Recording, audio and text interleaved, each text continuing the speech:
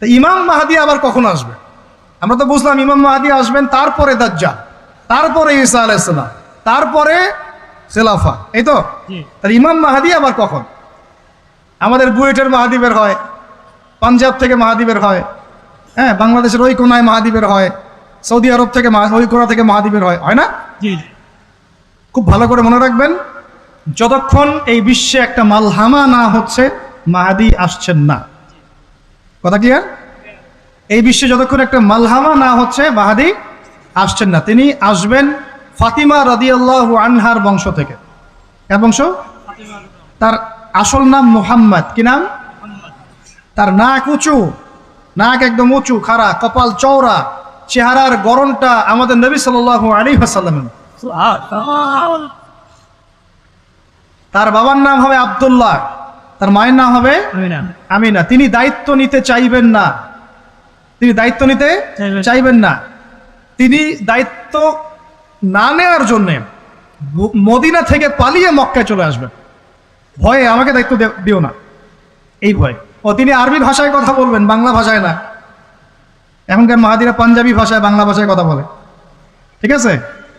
এবং এই কাবা ঘর যেটা আমরা তাওয়াফ করি, এখানে যে হাজারে আসওয়াদ আছে না, আর এই যে হাজারে আসওয়াদ আর মাকাম ইব্রাহিম, এই দুটো জায়গার মাঝামাঝি মানুষ তাকে চিনে ফেলবে, এই তো মাহদি। তার হাতে মানুষ বয়াত নেবে 313 জন। কতজন? ওই তালুত বাহিনীটা 313, বদরও 313, এখানেও 313। এবার শুরু হবে আসন খেল। এবার প্রথমে ওই আরবেরই একটা গোত্র বনু কালব। কোন গোত্র? এই বনু কালব এই ইমাম মাহদির বিরুদ্ধে যুদ্ধ করবে, আর মাহদি এই যুদ্ধে জয়লাভ করবেন ইনশাআল্লাহ। তারপরে সিরিয়া, শাম থেকে, শাম মানে শুধু সিরিয়াই না, ওই পুরো অঞ্চলটাই শাম, ওখান থেকে একটা দল আসবে এই মাহদির সাথে যুদ্ধ করার জন্য। আল্লাহ পাক তাদেরকে মক্কা মদিনার মাঝখানে বাইদা নামক জায়গায় ধসিয়ে দেবে। কোন জায়গা? বাইদা। এটাই সেই চিহ্ন যেটা প্রমাণ করবে যে এই ব্যক্তি মাহদি। কথা বুঝতে পারছি? এরপরে মুসলমানদের আর কোনো পতন নাই, আর পিছনে ফিরে তাকানোর কোনো সুযোগ নাই। মুসলমানরা আর মাথা নিচু করবে না ইনশাল্লাহ কোনো দিনের জন্য।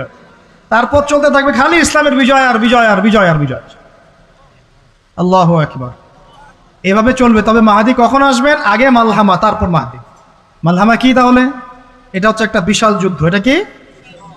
কেমন যুদ্ধ? নবীজি বলেছেন, এই রোমকরা, ইউরোপিয়ানরা তোমাদের সাথে অচিরেই চুক্তি ভঙ্গ করবে এবং 80টা পতাকা নিয়ে তোমাদের বিরুদ্ধে ওরা যুদ্ধ করবে।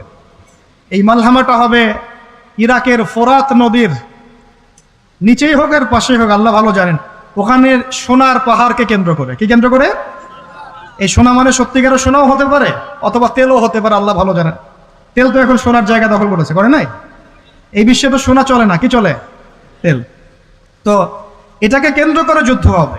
নবীজি বলেছেন ওই যুদ্ধে এত ভয়াবহ হবে যে 100 জন যোদ্ধার মধ্যে 99 জনই মারা যাবে না।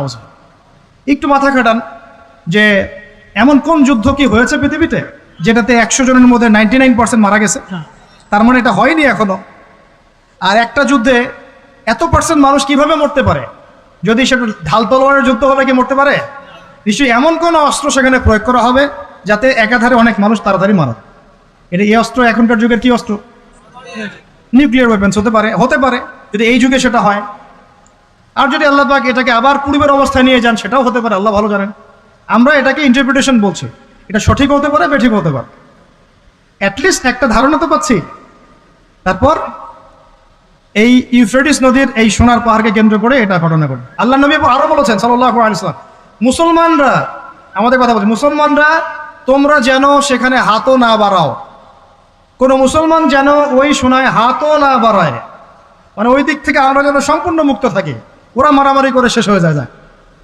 বিশ্বটা হয়তো সংক্ষিপ্ত হয়ে আসতে পারে যদি এরকম কোনো ম্যাসিভ নিউক্লিয়ার যুদ্ধ হয়ে যায়, যেটার আশঙ্কা অনেকেই করেন।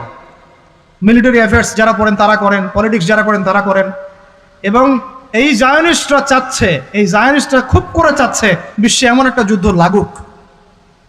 একবার ইউক্রেন রাশিয়ার ইস্যু তুলে দেয়, একবার সিরিয়ার ইস্যু তুলে দেয়, একবার আফগান ইস্যু তুলে দেয়, একবার ইরাকে ইস্যু তুলে দেয়, একবার প্রথম বিশ্বযুদ্ধ লাগায়, একবার দ্বিতীয়টা লাগায়। ওরা খুব করে চাচ্ছে যেন আরো একটা লাগে। এবার যদি লাগে তাহলে এটা কনভেনশনাল যুদ্ধ হবে না, এটা দেখবেন একটা নিউক্লিয়ার যুদ্ধ হয়ে গেছে। সেটা হয়ে গেলে ওয়ার্ল্ডের আয়তন আর এমন থাকবে কিনা আল্লাহ ভালো জানে। এগুলো ভাবতে হবে, এবং আমাদের করণীয় ফিক্স করতে হবে। তবে করণীয় ওই কথাগুলো যেগুলো আগে বলেছি, যদি কিয়ামত হতে আর একদিনও বাকি থাকে করণীয় এগুলোই থাকবে, চেঞ্জ হবে না, তাই না? কিয়ামত হতে যদি একদিনও বাকি থাকে তাহলেও আমাদের কাজ ইলম অর্জন, আমল করা, পরিবার ঠিক করা, হালাল খাওয়া, বেশি বেশি তাজকিয়া, দাওয়াত ও জিহাদ। আর কোনো আমল আছে আমাদের? এইগুলোই কাজ। তো এগুলো হচ্ছে বিশ্বের ভবিষ্যৎ। আল্লাহ রাব্বুল আলামিন আমাদের সবাইকে এই বিষয়গুলোর জন্য প্রস্তুত থাকার তৌফিক দান করুন।